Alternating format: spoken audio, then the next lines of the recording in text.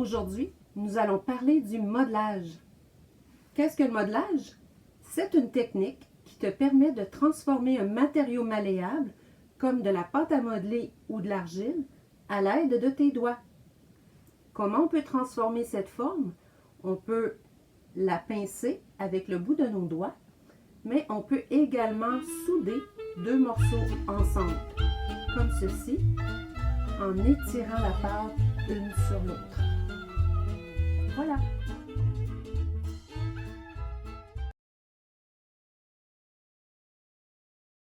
Bonjour les artistes, contente de vous voir aujourd'hui. Hé Marie-Claude, tu sais pas ce qui m'est arrivé aujourd'hui.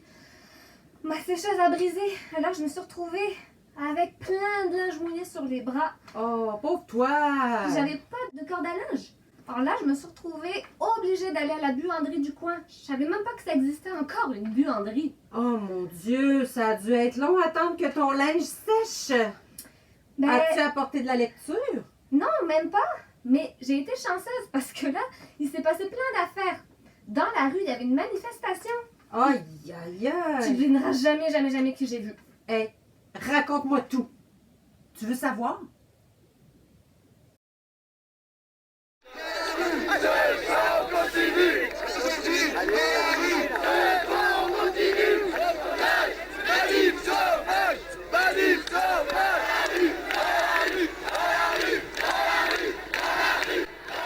Oh mais c'est n'importe quoi.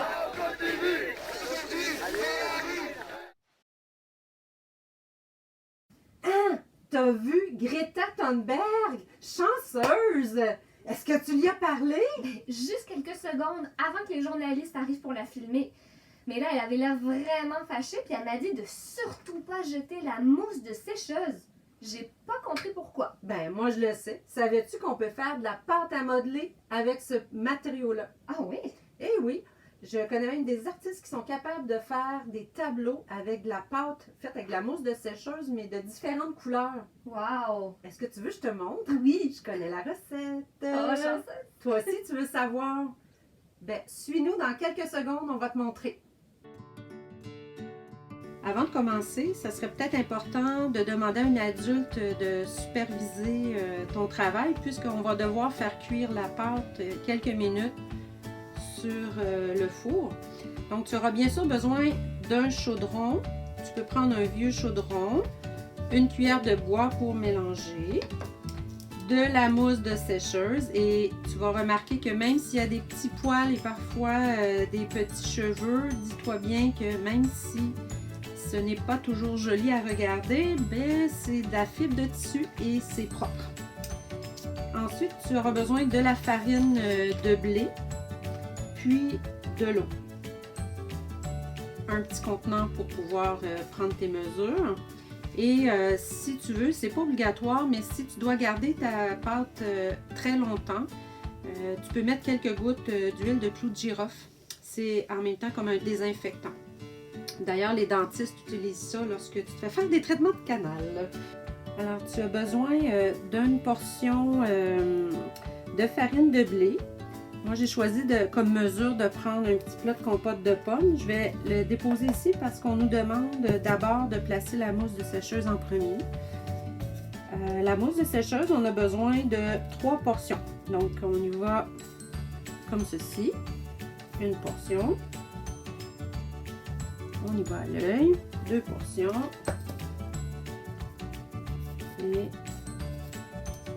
une 3e portion. Donc, c'est peut-être plus facile quand elle est un petit peu étendue comme ceci. Donc, je pourrais placer ma farine. Et le dernier ingrédient, c'est 2 parties d'eau. Donc, on verse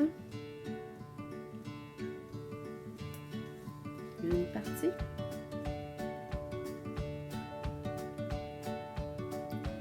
Et 2 parties. Donc, nous sommes prêts à aller la placer sur le rond dans ma cuisine. Alors, je viens de déposer mon chaudron sur le rond du poêle et je vais le mettre à peu près médium. Ce qu'on veut essayer de faire, c'est de rendre la pâte homogène et collante. Pendant que il faut bien brasser.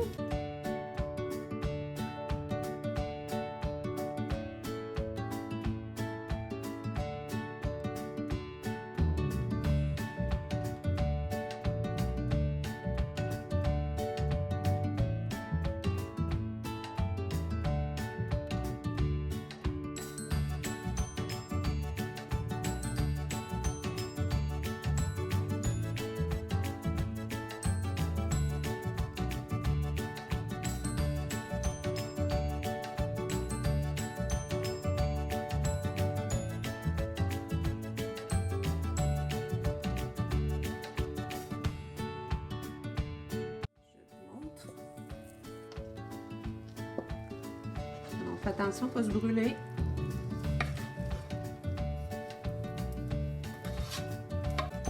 Voilà, si on veut être capable de nettoyer notre chaudron, on n'a qu'à le mettre dans l'eau. Et puis, on va attendre quelques minutes. Pendant que la pâte refroidit, nous allons préparer nos petits récipients qui vont nous servir à la réalisation du défi numéro 5. Le défi numéro 5 consiste à réaliser le moulage d'un contenant à l'aide de pâte de mousse de sécheuse. Pour réaliser ton bol, tu peux utiliser un contenant en plastique ou en verre. Si tu choisis d'utiliser un contenant en plastique, je te suggère d'abord d'enduire la surface extérieure de ton contenant à l'aide de vaseline. Et puis, par la suite, tu pourras ajouter une pellicule plastique par-dessus. Et ensuite, ajouter de la vaseline à nouveau.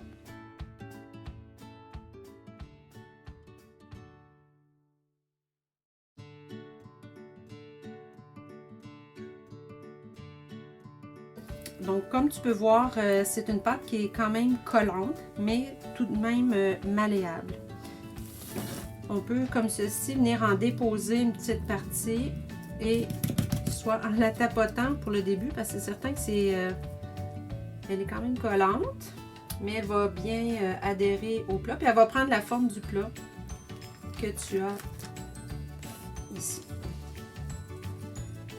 Donc, c'est sûr, si tu veux créer des bosses, moi, je te conseille peut-être de commencer d'appliquer une première couche et de laisser sécher.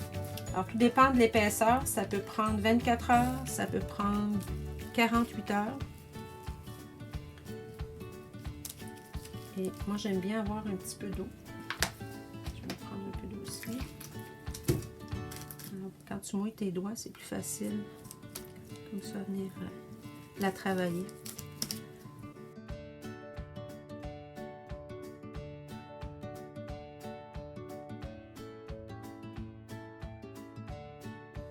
Tu veux un petit truc? Avant de commencer à placer ta pâte sur ton petit contenant, je te suggère de le placer d'abord sur une assiette de polystyrène. Lorsque ça sera sec, ça sera plus facile à détacher. Bonne création!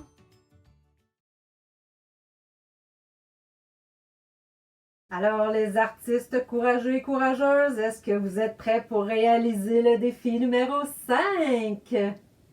Cette semaine, nous te demandons de réaliser un contenant dans lequel tu pourras insérer des petits messages écologiques pour toi et ta famille qui vont probablement redonner le sourire à notre belle Greta. Pour ce faire, tu auras besoin bien sûr de notre belle recette de pâte de mousse de sécheuse, un contenant sur lequel tu vas pouvoir recouvrir la partie extérieure de pâte. On laisse sécher.